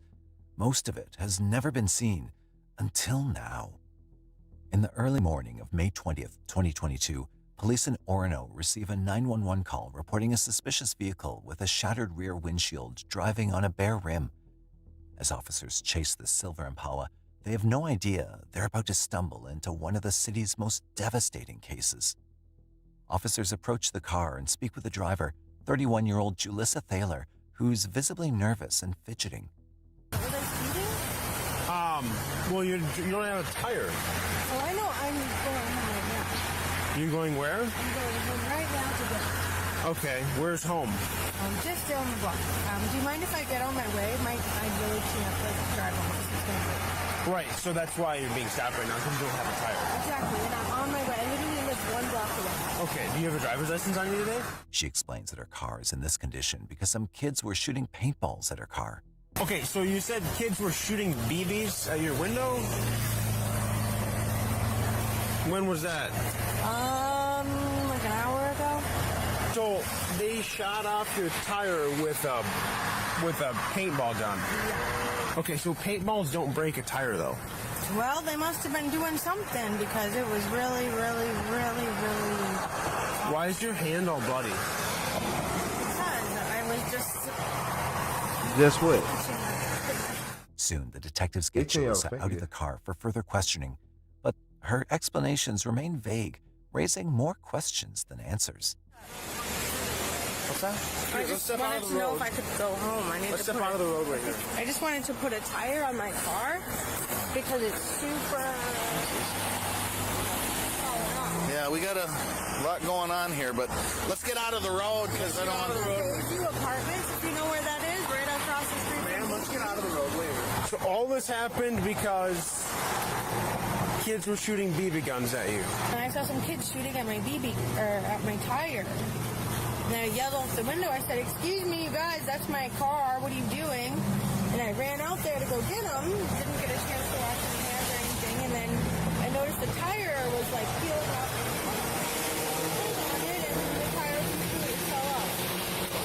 So is the tire still back at the parking lot of the building, or where is the tire? The tire fell off somewhere over there at the park. You guys, are you trying to search me or something? No, because you have blood, I'm just gonna put gloves on. Julissa's explanation doesn't match what the detectives see. The damage to the car is far beyond what a few paintballs can cause. But what really alarms them right now needs a definite answer. You see this? This is blood. No, it's not. It was Deer meat? a whole bag of ravioli and groceries over here. Let me see your hand for a second. Can you just show your hand to me? How about the other side? It's just dirty. Okay. It smells like death in there.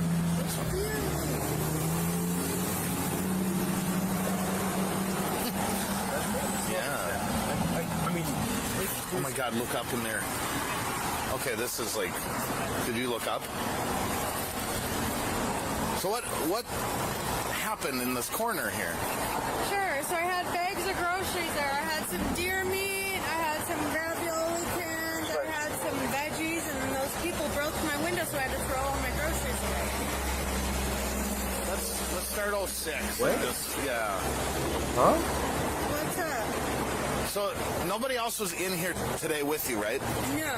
Nobody. No. Okay. Why? What's up? Well, we're trying to figure it out. There's a lot going on here. That's a lot of blood. Blood? Or something. What's with?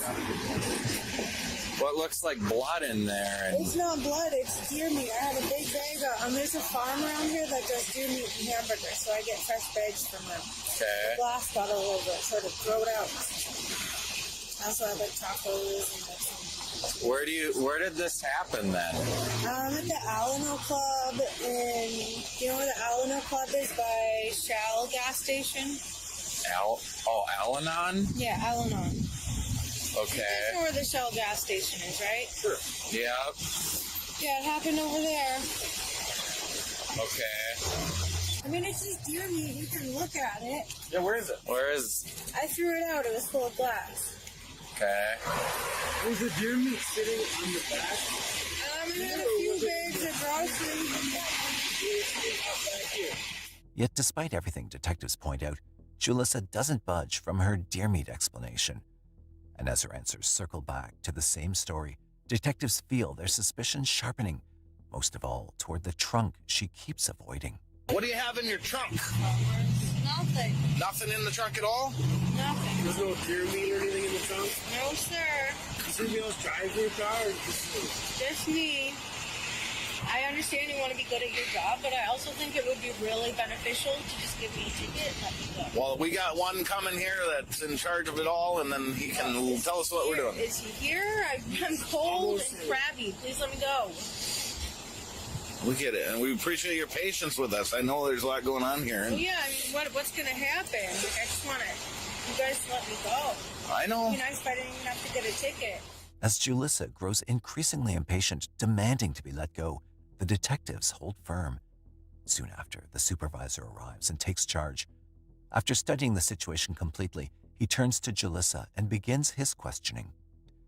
Tension rises as she starts demanding clarity, unaware that his next move is entirely out of her hands. No, but at this time, we're not releasing your vehicle back to you. One, it's unsafe to drive. There's no tire on the front left-hand side. Two, your back window's shot up, and to me, you see the back seat right there? Yeah. It looks like a bullet hole. Well, I have a spare tire in my garage. I can't really go. So right now, all right, I don't have any, you're not under arrest, you're not being detained, but we're not letting you take your vehicle right now. We're impounding your vehicle. Detectives decide to detain the vehicle, noting the condition of her car and inconsistencies in her story, and offer her a ride back home. And while some detectives drive Julissa home, others stay behind to examine the vehicle. Here's your thoughts on one thing. We have not checked the trunk, and I have this terrible feeling about the trunk, and I've had it the whole time. I don't know if we can peek or if we want to leave it alone or knock and say, hey, anyone in there?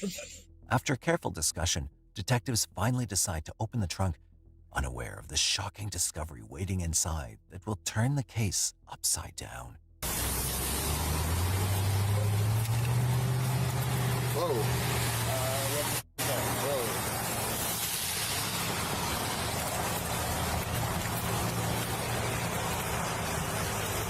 That might be the deer meat that she took out of the car to put in the trunk. Watch yourself. We don't know if it's loaded or not.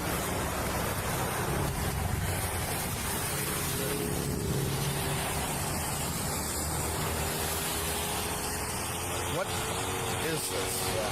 Is it an amp? It looks like a kid leg.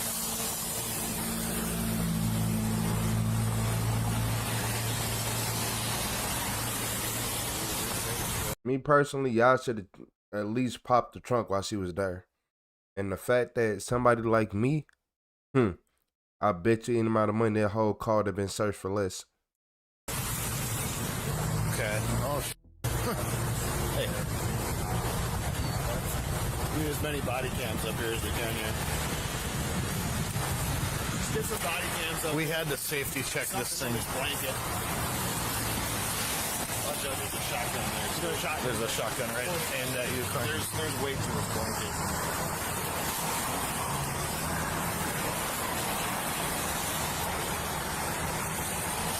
Okay. Alright, let's cover it. Inside the blanket in the trunk, detectives are met with a shocking sight. A young boy's body, his head gone. An image far beyond anything they expected at the scene. Let's go grab her. Yep. Yeah, we got her right now. Baby condos. She ran in there, by the way. She booked it when she got out. Okay, so we get there. She ran in her apartment. She's not going to come to the door. We're gonna have to. We're just going to boot it. Yeah, we gotta go. We're going. At that moment, detectives realized they made a mistake letting Julissa go.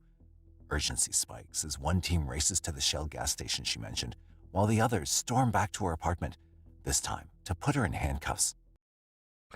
Y'all gave her too much time. She knows she did. Y'all gave her an escape, like the ultimate escape. Imagine somebody who just killed somebody getting another opportunity to run. What do you think is going to happen? I don't think she's going to be there. If she's still there, it surprised me.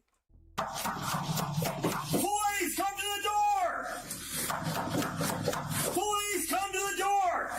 Open the door, we'll kick it down! Open the door! Dig it. Police, come to the door! Check that right there. Check it. I got the door here. Check that one. Police department! Watch that one. I'll cover this one. Police department! Don't with your hands up! Announce yourself! Police, announce yourself! But when the detectives step inside the apartment, they notice that Julissa has vanished. The detectives don't waste a second. They start combing through her apartment, hoping it holds something that explains the horror they've just discovered. And as they move through the rooms, one detail in the home immediately grabs their attention. Yeah, there was a washer going. Where's the washer? Right here. Get it. Kill it. Don't let it drink.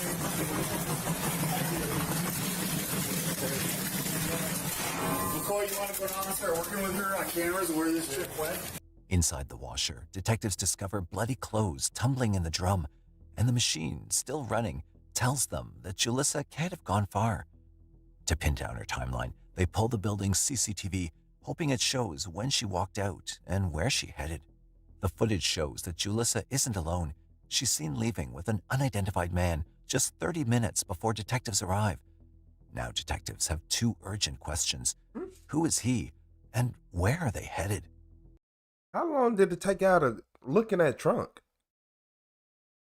I wasn't paying attention. I'm off. How long did it take out looking at trunk? What do you mean 30 minutes before y'all arrived? I didn't know she had that much. She packed her bags. Officers tape off the area, focusing on the direction Julissa and the man were seen leaving and searching for any trace of their trail. Meanwhile, the team at the Shell gas station continues looking for discarded weapons or clues that could break the case wide open. There, detectives also search for the kids Julissa claimed were shooting paintballs, but the area is empty. Still, among the bystanders, one witness steps forward, leading detectives to a nearby dumpster and handing the investigators their first thread to unravel the case. Were you able to see exactly what she threw in? I have no idea. One of the bus drivers said that she saw her throwing a bunch of stuff in the trash. This is the one that was right next to the pump where that she was at. Oh, okay, here's that pumps. And then that's the pump next to it. Okay. So this is all the pump that she was at. So this is the important one. Well, yeah. Could be. And like I said, I don't know if she threw it in this one or any of the other ones. Sure. What I know is that Trish, the woman who works here, and said that she saw that sketchy woman in the car without wheels. Yeah. Throwing stuff in the trash. Okay. So I would guess it would, if there's anything in there, it would be in that one. Okay. Detectives quickly collect the trash bags and expand their search to every nearby dumpster, leaving no stone unturned. And what they uncover inside will change the course of the investigation. Blasted him. Yeah. Christ. He's so pissed. Yeah.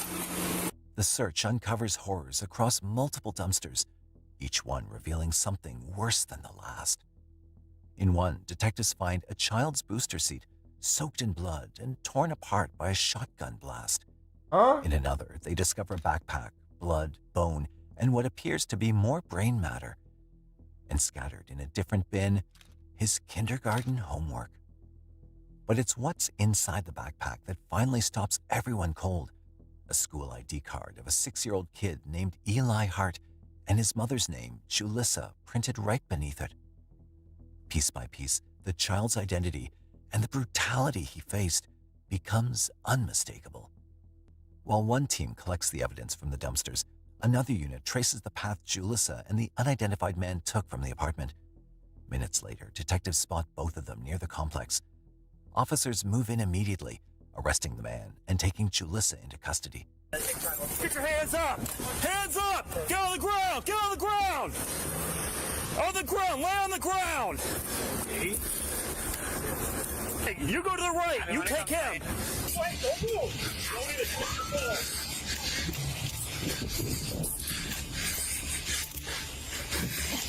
you want to double laugh up? I can find sort of a search handle. What am I under arrest? I don't have anything on here.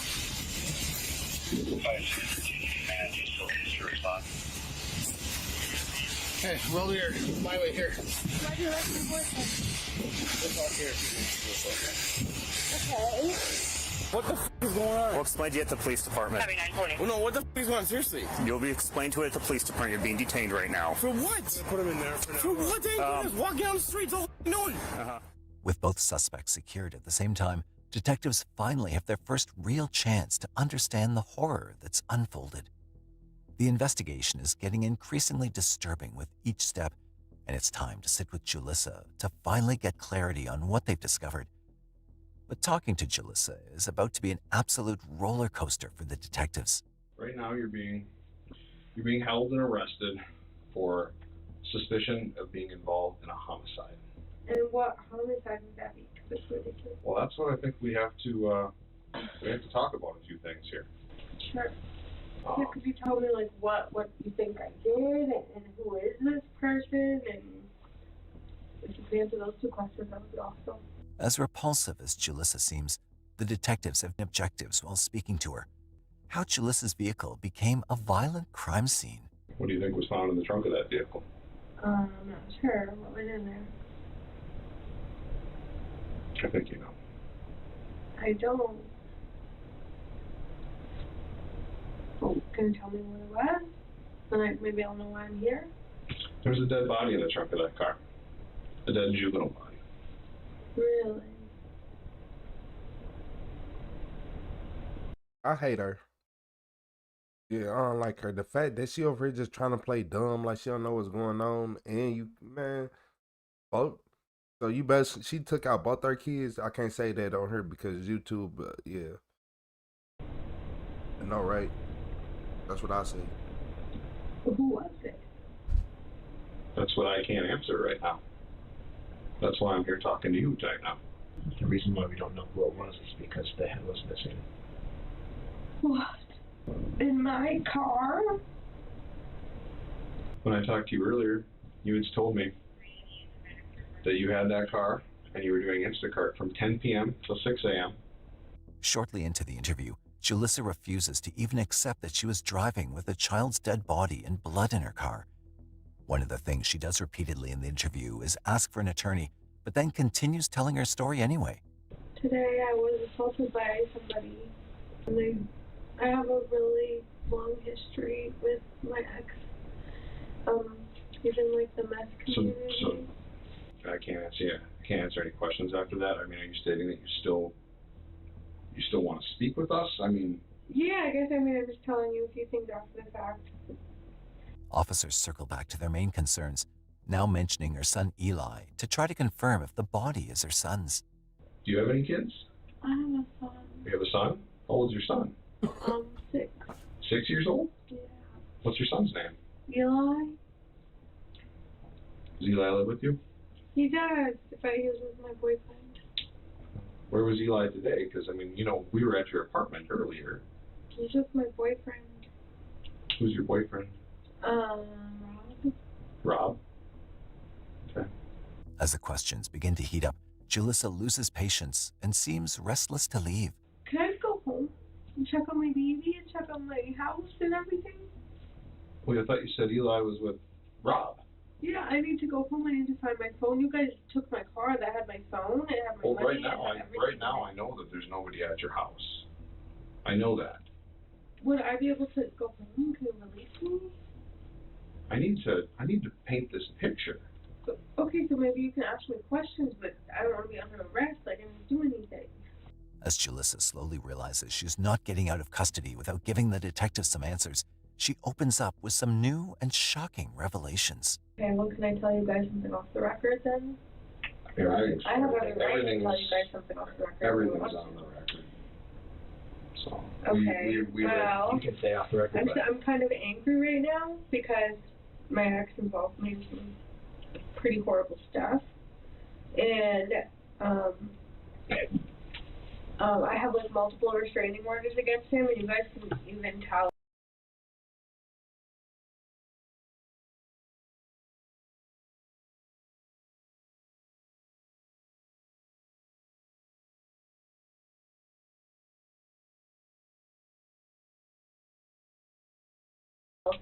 Every threat in the restraining order, there was bomb threats, gun threats, shotgun threats, murder threats, and so I can prove that he's like capable of doing that in those restraining orders.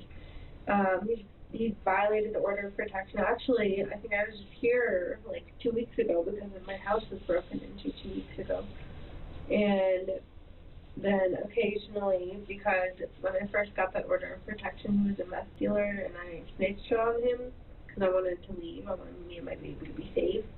And so I snitched on him, and the police did a complete raid of the house. They arrested a few of his friends, went to the higher-up meth dealers, and started arresting them. And then I got really scared because then they found out I snitched. And it's been really bad for me ever since. I get harassed everywhere I go. If I go to the cities, they harass me there. If I'm ever around like the meth community, they know my face, they know my name.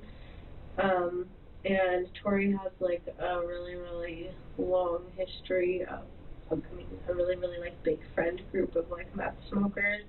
And all of them are really, really possessive over my child. And I've tried to protect my child from Tori and everything he does because there's like drugs and he steals stuff and all these big meth dealers like know who he is. And occasionally here and there they reach out to me in the community and they'll be like, hey, they'll say something super threatening. And I'm just sitting there scared like, oh, great. Julissa mentions her ex-husband.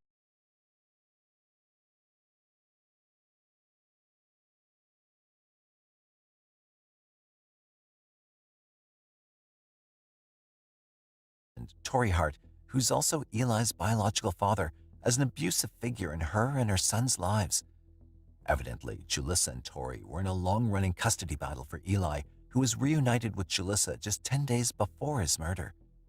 While Julissa tries to highlight Tori during the interrogation, the detectives are more interested in the events after midnight. When Julissa's pressed to explain the same, she reveals an absolutely unexpected detail for the detectives. I was assaulted last night. What time? It'd be like midnight.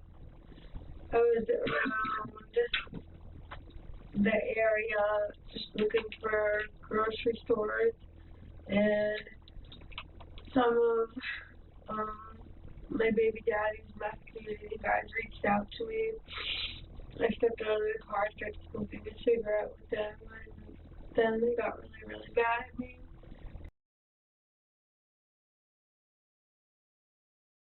Where did this happen? Over by like Minneapolis. And then they got really, really mad at me. And they said that Tori's been my baby daddy. They said he's been really, really mad. I said, well, I'm sorry, it's not my fault. I don't know you guys anymore. I don't associate with you guys anymore. If you could please just leave us alone. We actually had court for a domestic violence restraining order like 2 days ago, which I tried to get my son added to, and they denied it. And then they were threatening me, and then they pushed me up against the car and assaulted me. So then I got in my car, and the rest I need a lawyer for.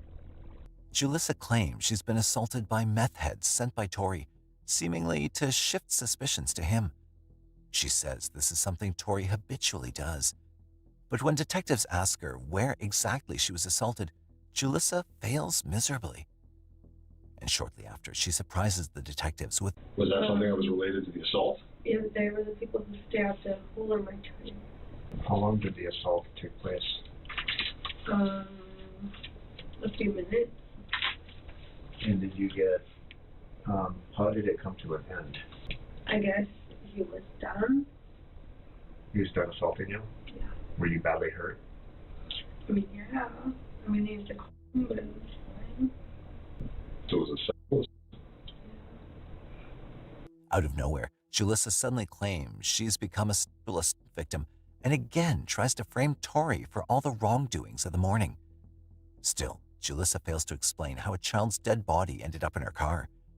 Detectives go along with her story and see whether anything she says can start making sense.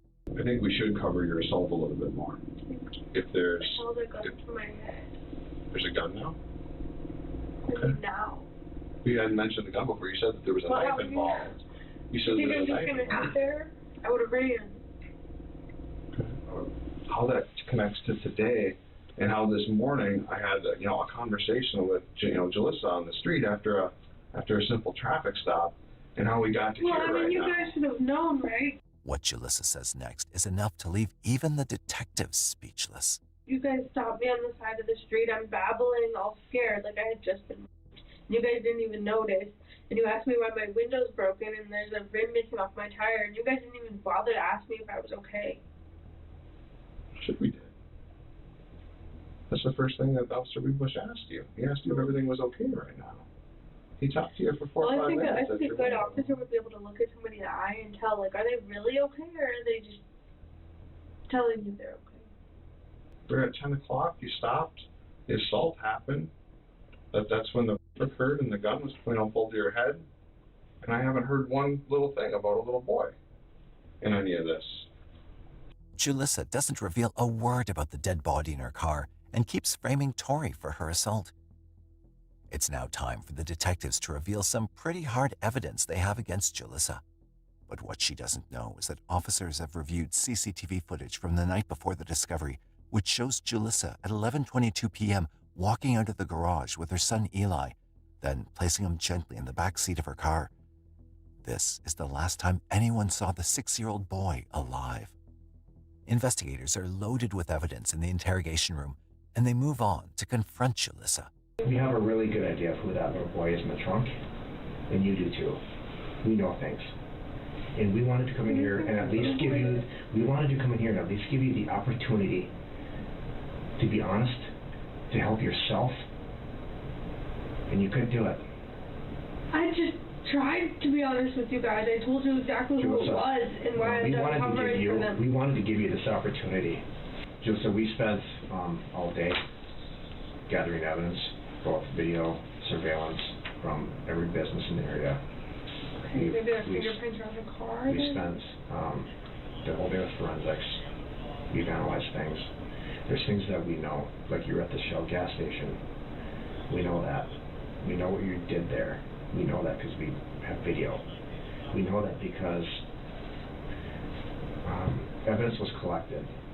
So this is your time. It's this person with blood and tissue matter, and more blood and more tissue matter, and mud and water. What do you mean blood and tissue matter?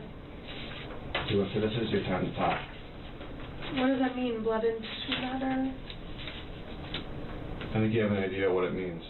This is your opportunity to be honest with us. I was just honest with you, and you're not listening to anything I'm saying. I just gave you the information of these people who are harassing me. A generic person in the meth community, that's what I'm supposed to go on? I'm supposed to help this little dead child, this dead child in a trunk? Your son that has body parts, skull, brains of your son in the back seat.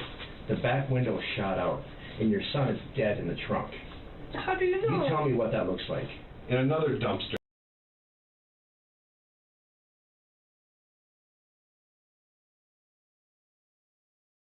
There's pieces of it. A backpack with his name on it. So cut the crap. With surveillance video. He said, how do you know? How do you know? Multiple witnesses that see you. What witnesses? Julissa had also claimed earlier in the interview that she'd left her apartment alone at 10 p.m., but here too, she gets confronted by the detectives with clear evidence. Are we still talking about? We are still talking? She's just You talking. just stopped talking to me. You keep lying about the rape. Well, Julissa, you have in mind because you said that you left by yourself, and we have you leaving your apartment with your son at 11:23 p.m. I'm aware. Where's your son now? I'm not sure. Detectives have heard enough from Julissa and are ready to wrap up the interrogation. On May 21st, 2022, detectives are finally ready to arrest Julissa for murder. You're here and arrested, and will be both in charge of murder. What? You were the last person to be seen with your son. That's not true. I just told you I was. You have blood splatter that we collected from your hair, your body. I just told you I was. Body parts all of your car. Are you listening to me? I just told you I was. He was found in the trunk of your car, along with the weapon that is forensically examined, and it's probably going to have some evidence that may connect you. You're here. You're charged with murder, and you're going to be booked at the Hennepin County Jail. Detectives next sit with Julissa's boyfriend, Rob, who was seen with her in the CCTV leaving the apartment. I see him wrapped up. Dead. So what do you think? I think they killed him. Why do you think that? I don't know. But I know it wasn't me. I was sleeping all night. I put everything in a lot of ice subs all night. You just said you think she killed him. But I don't know why. I don't know what for. What was the motive? What's this? What's that? What's it going to cause? What's it going to prove? What? I don't know. Can't think it into my head. But then Rob mentioned something that could prove to be the missing link, the motive behind Eli's murder. Unless there was insurance policy money, I guarantee there was. You guarantee there was? There could have been, yeah. I didn't think that. Detectives still think Rob's involved in the murder, but he refuses to agree. No, it wasn't me. I was sleeping all night that night. He finally went out to bed. Didn't make sense. Doesn't make sense in my head right now. I'm thinking. I went to bed, she was arguing with him, and that's about it. I don't know nothing else after that. However, Rob does end up revealing another piece of information that may be crucial in proving Eli's murder. She killed him. I know she did. How do you know it? I just know she did. I know for a fact she did. How? I know for a fact she did. How? Because I just do. Because what? I just do. I just know. You can't, that's not She's the only person that had to have done it. The only person. You can't say I know for a fact. She's the only one that had access to that gun, not me. I didn't know where it was. She put it away in storage or something, she said she did. And she pulled it out the same night that he dies. That's pretty f***ed up. Do you think so? When you guys would get done shooting, she would put the gun away somewhere that you didn't know? Yeah. It wouldn't stay in the car? No. It would come into the apartment? Yeah. And then she'd put it somewhere in the apartment? I don't know where. I'm just saying, we know that you didn't leave Thursday night. Let me tell you something. Detectives next make a smart move to determine Rob's level of involvement by implying to him that Julissa has confessed to the crime. She's kind of pointing the fingers at other people. How can you help yourself? How can you help yourself? How can you prove? I just see my phone, I can do something. How can you prove that when she says, we planned this, he knows all about it? I don't know what you're talking about. What is plan of what? How can you help yourself get out of that? Rob, when we, in anything that I'm confused, man. I don't get this shit. In anything that we deal with, when somebody tells us one thing, what do? We investigate. What plan? What are you talking about? Rob doesn't back down from his story, convincing detectives of his innocence, despite being close to the crime. In the autopsy report, it's confirmed that the dead body is that of Eli Hart. He was shot around 9 times, likely while he was helplessly strapped in the car. Authorities also learned that Eli was prelingually deaf. Julissa's nonchalant demeanor toward murdering her own son is disturbing beyond limits. Detectives sit with her one more time to confront her with the crime she's committed. Yeah, the little boyfriend. Yeah. That's Eli. It's Eli. To confirm it? What does she mean? Did you confirm it? You We're in the trunk of your car. He's such a good person. You confirmed it? Are you sure? Are you sure? Even while acting to show remorse, Julissa's already preparing another excuse to distance herself from the crime. I don't want him to be involved at all in whatever they're doing, but you confirmed it's 100% my baby boy? I'm not getting an answer from you, yes or no. It's kind of important. No, that's your lie. So yes?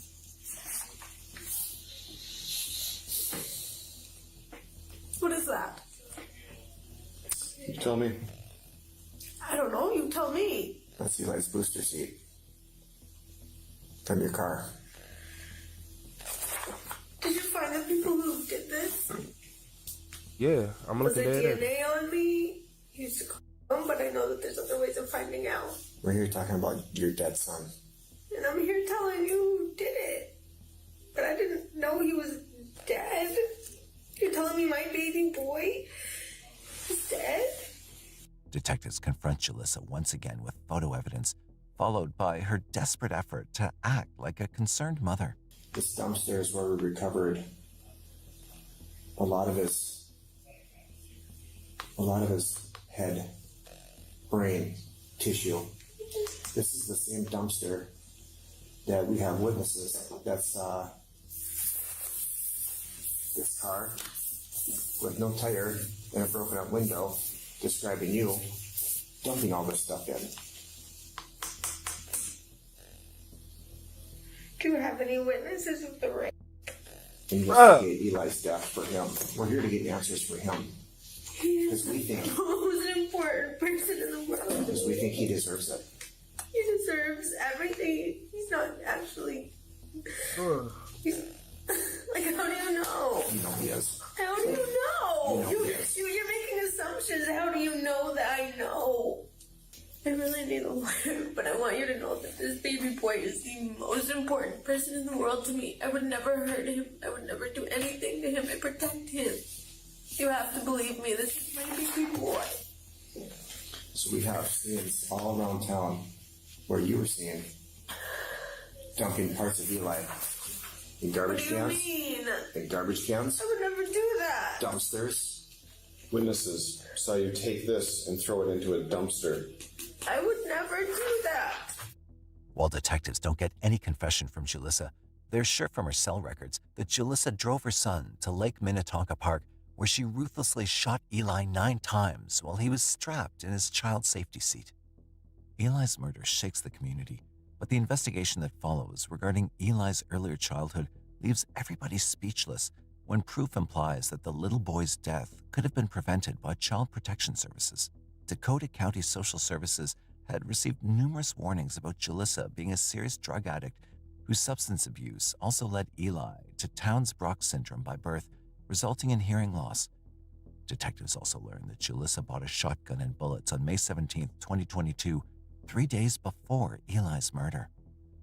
Furthermore, disturbing findings come to light from Julissa's internet search history, which are enough to paint a picture of what was going on in her mind prior to the murder.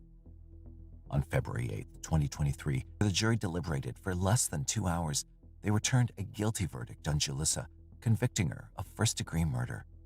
The fact On that February she planned 16, this out. 2023, Julissa Thaler is sentenced to life in prison without the possibility of parole. After the sentencing, Julissa speaks up for the first time in the courtroom before the trial ends. Yes, I would like to say something. Go ahead. I'm innocent. You all, you're garbage. Eli's father, Torrey Hart, settled a payment of more than $2 million after filing a wrongful death lawsuit against Dakota County. The case still sparks dispute on the child protection system, completely overlooking the early warning signs with Julissa Thaler and many. Man, that's how it be. That's straight how it be.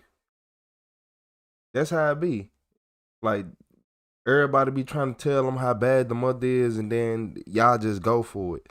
She a drug addict.